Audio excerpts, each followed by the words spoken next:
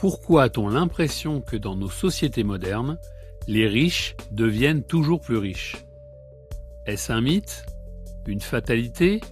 Une injustice? Ou simplement le résultat mécanique du système économique dans lequel nous vivons? Dans cette vidéo, nous allons décortiquer les vrais mécanismes qui expliquent la concentration croissante de richesses. Pas de théorie floue, du concret, des chiffres et surtout ce que vous pouvez en tirer. L'effet boule de neige du capital. Le premier mécanisme est le plus simple et pourtant le plus puissant. Le capital rapporte plus que le travail.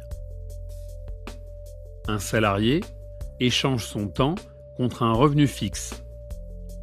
Un patrimoine, lui, continue de rapporter pendant que son propriétaire dort, voyage ou ne fait rien. C'est un effet boule de neige. Plus vous possédez d'actifs, plus ceux-ci génèrent de revenus qui permettent d'acheter encore plus d'actifs et le cycle recommence. Quand vous partez de zéro, vous n'avez que votre temps. Quand vous partez avec du capital, ce capital travaille pour vous. La puissance exponentielle des marchés financiers.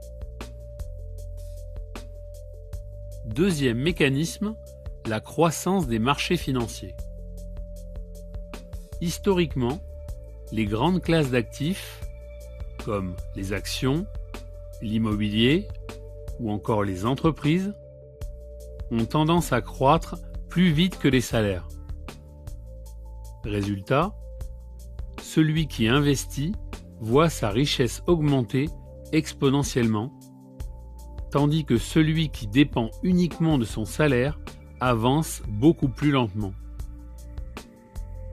D'autant plus que les plus riches investissent dans des actifs auxquels les autres n'ont pas accès. Private equity, immobilier d'entreprise, start-up, œuvres d'art. Et ces actifs sont souvent ceux qui rapportent le plus. L'effet de levier, réservé à ceux qui peuvent perdre. Troisième raison, l'effet de levier. Emprunter permet d'acheter aujourd'hui un actif qui rapportera demain. Mais pour emprunter beaucoup, il faut déjà être solide financièrement.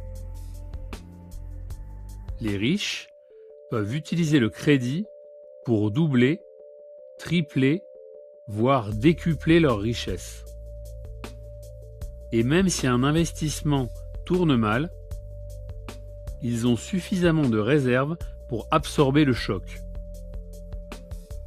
La majorité, elle, ne peut pas se permettre un mauvais pari.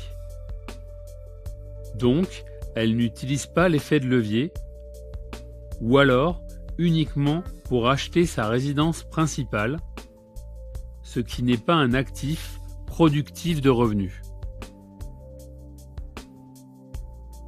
L'avantage fiscal structurel.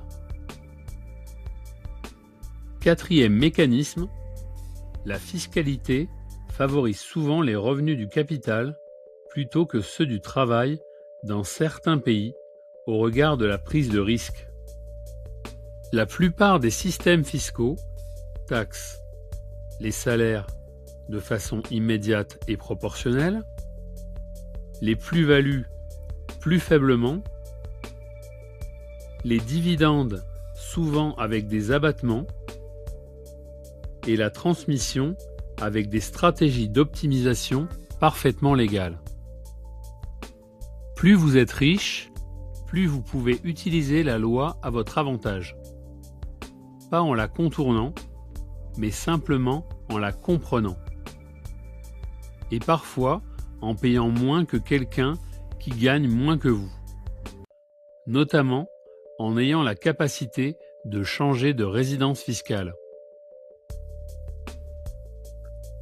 le réseau, les opportunités, l'information. La richesse crée aussi l'accès. Accès aux meilleurs conseillers, accès aux meilleures opportunités, accès aux bonnes personnes.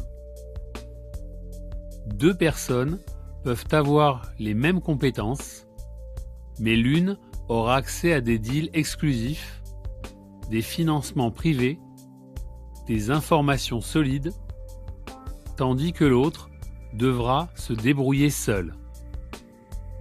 La richesse crée un environnement qui attire encore plus de richesse. La psychologie du risque.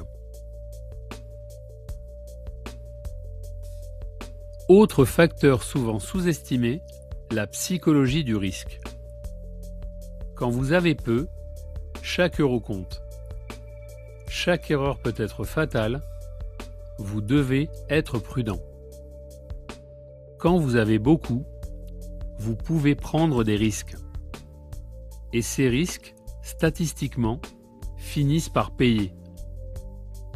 Ce n'est pas forcément du talent, c'est plus de marge d'erreur, plus de liberté de tenter et plus de chances que l'un de ces essais rapporte, voire rapporte très gros.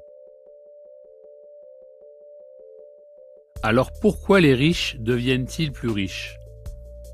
Parce que notre système économique amplifie les avantages initiaux. Parce que le capital, l'accès, le risque et la fiscalité créent un ensemble de leviers, auxquels la plupart des gens n'ont pas accès dès le départ.